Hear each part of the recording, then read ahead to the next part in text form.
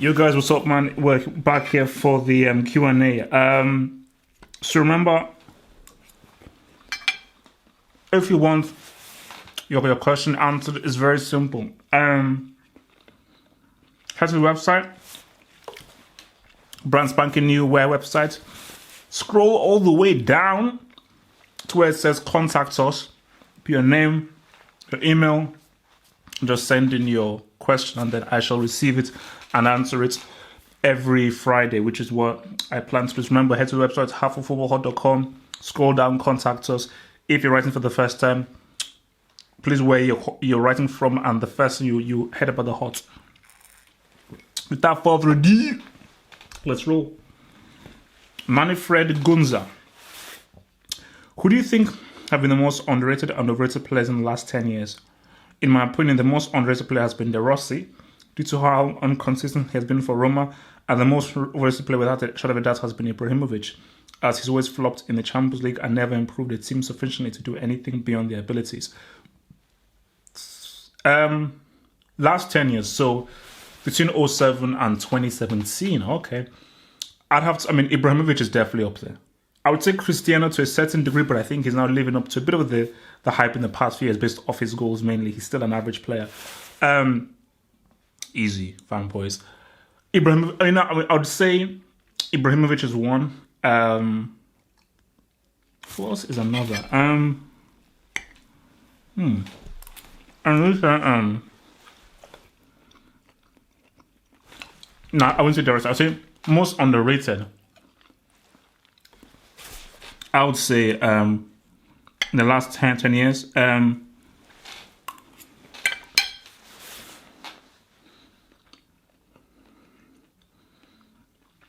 even if he's a prick and he's a racist for insulting Marcelo, you have to say digestive biscuits.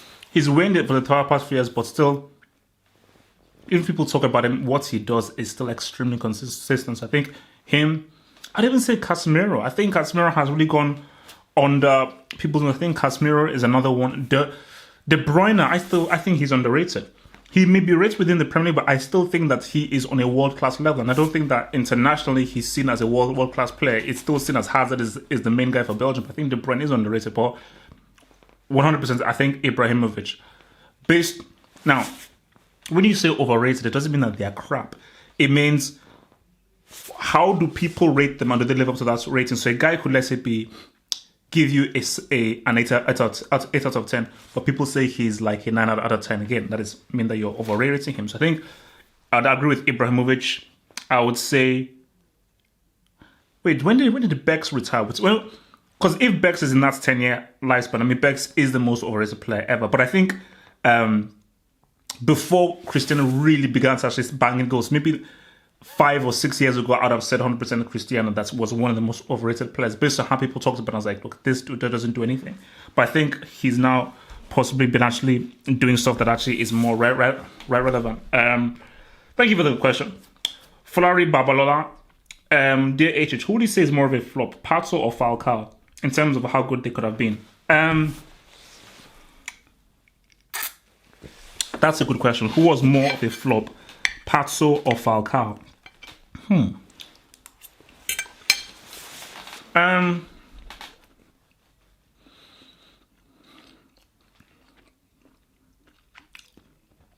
don't know how good Pato could have been. That's my thing. So I'd have to say Falcao because I think before Falcao's knee injury, I think he could have been one of the best strikers of his generation. Pato, again, with most of the previous question, I think he was a bit overrated. Once he kind of burst into the scene and then he then made that move to AC Milan, it seemed as if, wait a minute, this guy isn't really as good as what people say he is. I think he's definitely one I think would definitely be now overrated section. So I think for Falcao, based on what he could have been, I think Falcao had a far higher ceiling than Pato, and he never really lived up to that. So I think definitely Falcao is definitely one. I have to say, is definitely one of a bigger disappointment. Look, the guy used to be a brick. Is this still a brick? Jesus. Okay. Pizzoluzzo at iskali.it. Could you mind me asking you, what is your opinion about AC Milan struggling to get the new 11 players bought this summer? Players who look like a bunch of individuals onto the pitch without proper tactics and instructions, unable to get their act together, way too many individual mistakes. Bonucci is looking nowhere near as good as he was at Juventus. The midfield is too predictable. Foles don't receive enough playable through balls to clear cut chances. And Montella is struggling to find a resolutive module and a proper tactic that can suit the team as best. AC Milan is plummeting on the table, is plummeting down the table and getting far away from the 4th position, let alone the chief team, which is actually Napoli, 9 points ahead of the Rossoneri. Though the season is very long, will they be able to gel as soon as possible and put up a fight for the 4th position? Already lost 3 matches out of 7, 2 of which against competitors as the likes of Roma and Lazio, 4 points adrift of the 4th place. Next match is going to be the derby of Milan against Inter, who actually stand second, tied with Juventus, 7 points ahead of Milan, despite having spent way less on the transfer market. And getting a good result would be huge. As a fan, I'm worried and I'm concerned. You should be concerned.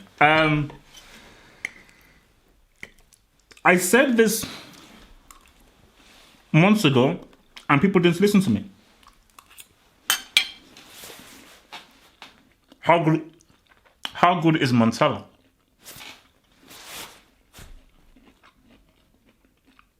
Okay, he overachieved with a bunch of nobodies last season. All because he did that doesn't mean that he can handle a top team and the pressure of being a title challenger and getting into the top 4. I liked AC Milan's acquisitions, but you can buy the best players in the world. If they don't gel and you don't have the right manager, it doesn't matter who you buy. It doesn't matter who you buy.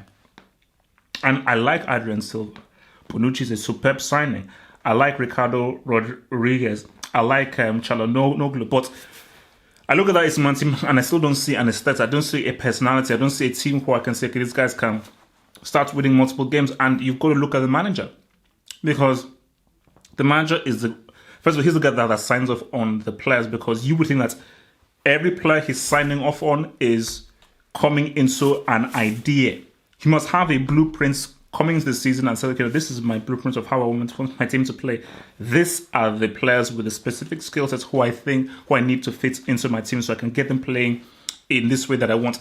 And I don't see what that personality is from AC Milan. So you've got to look at Montella and say, bro, if you've not developed, because that's the sort of thing, like it's still a long season, but I think from the bits I've seen of AC Milan, the teams they played, and I watched their game against Lazio, some of it's not the whole thing, and you just say Lazio, they're a team. AC Milan, they're not a team yet. And if you're not a team really fully operating, where guys know what the other guys are doing, you're gonna get beat. You're gonna get beat, especially against a team who know what they're doing. So I think I'm not convinced that Montella is the right man, but you still need to give him time and see what it does. But personally, for me, Montella is not the right guy. They need to bring in someone else who,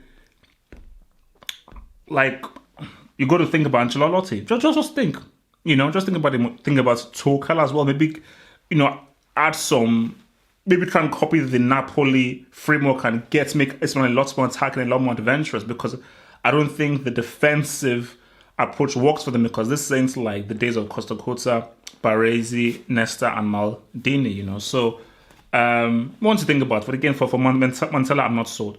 Thank you for your question. Dylan Holmes, hello HH. With the World Cup only months away, what would your ideal final be? And are there any teams in particular that you want or don't want to win it? That's a great question. Thank you. Dylan Holmes. My ideal final. So guys, we are less than a month. No, we are less than a year away from the World Cup. So,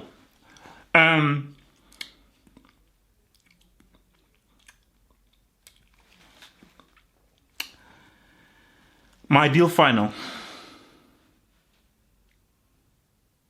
would be. I think I answered this before. I've got 2 ideal finals. Brazil, Germany, Brazil, France. But I think if we're going to ask me as of what I think should be the final, based off what happened in 2014 is Brazil, Germany. I think we need to see them return again based off that 7-1 in a final. But I think what would possibly be the most exciting game based on the talent on the pitch, I think would be Brazil, France, based on the kinds of guys that France have coming in through and the kind of talents that they would have. But 100%, I think Brazil right now are far with the best team in the world.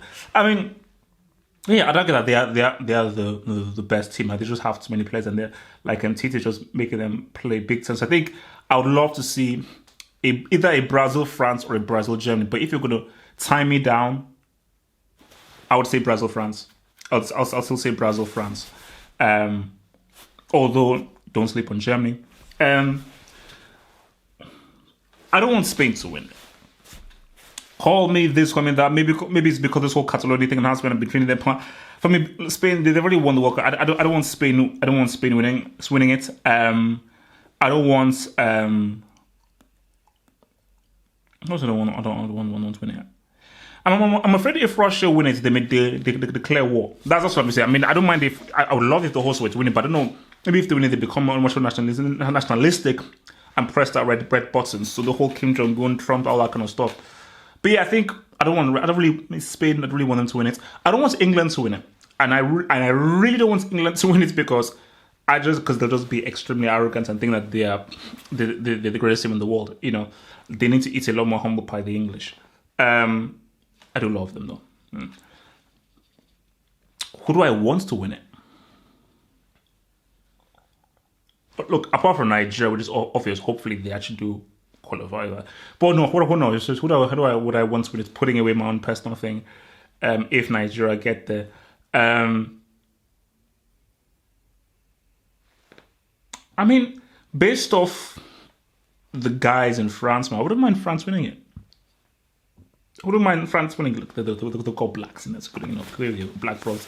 I wouldn't mind Brazil winning it. I think if Neymar was to lead them to victory, I think that would be a superb story and really put a full stop on his career or so early already. So, but I think I wouldn't mind either France or Brazil winning it. I think those are the two guys who are like, yeah, man, I'd be cool seeing them win it. I mean, it would be funny if Russia were to win this on their home, so that would be fun. But yeah, I can't wait personally. Manfred Gunter, hello HH. Now that Benzema is approaching 30 years of age and with the cannibal nearing 31 and decline, both Barcelona and Real Madrid will be looking for a strike in the coming years. If Tottenham do not progress by that point and are still trophyless, then Kane may well leave the club for one of these two Spanish teams. Who do you think he'd be a better fit for and why? Great question. Superb question. First of all, I don't think if Kane, I see Kane going to United. That I've actually said that. I said that. So I was speaking to someone, the football banter guys, a few days ago, and I do see if Tottenham don't get their act together and win some trophies, I do see him going to Manchester United. I see that being like a huge blockbuster domestic English deal.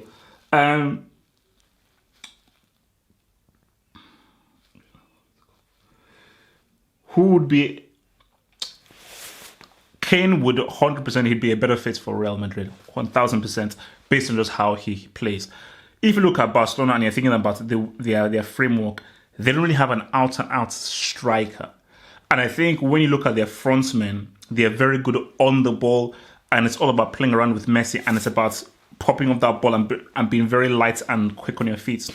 But you look at Real Madrid and how the front 3-3 play. It's very methodical, very rudimentary, and it's about it's far more direct. And I just see Kane working far better in that system. I can just see him slotting in alongside Cristiano or Bill or Isco and just working very well, especially how Real Madrid actually attack. Because remember, Tottenham attack very quick and very fast. Barcelona don't really. They like to pass the ball around and move it through Messi. I think for Kane, based on his mannerisms, how he plays, how Tottenham plays, and how I think Real Madrid plays similar to Tottenham. Hence why I cannot wait for when they meet together in the Champions League. I think he would be the ideal fit for Real Madrid. But yeah, superb question. I love that. Max Akundov. What's up, HH? Who do you rather have on your squad? Kevin De Bruyne or a healthy Marco Reus? Keep up the great work, brother. De Bruyne, 100%. I mean, even if Marco Reus is healthy and A healthy Mahrez is an amazing Mahrez. Don't get me wrong. De Bruyne is, for me, De Bruyne is just far more versatile, far more harder to pin down and to nullify, and he can give you more. Mahrez, you can nullify him, you can stop him, because he does have a specific pattern as to how he plays. For De Bruyne, if he's in the middle and you try and nullify him, he can go out wide and play. So you can either play as a winger or you can play as a number 10. He can max between two and play both roles very, very well. So that makes him extremely dangerous and very hard to mark and to complete shots out of the game. And it makes it very hard for you to stop him from affecting the game in some way, either as a number 10 or as a winger. So 100%, I would say De Bruyne 100% is the guy that I would take. He would be an asset for any manager. Guys, thank you very much for your questions. Remember, if you want your question answered, next Friday, head to the website, halfoffootballhot.com. The link is right below in the description box. You go to the website, you scroll down on the homepage to the contact us section, put your name, your email, send in your question, and I will answer the question next Friday. That's halfoffootballhot.com. The link is below in the description box. Scroll down and contact us. It's been swell. Stay true and stay black.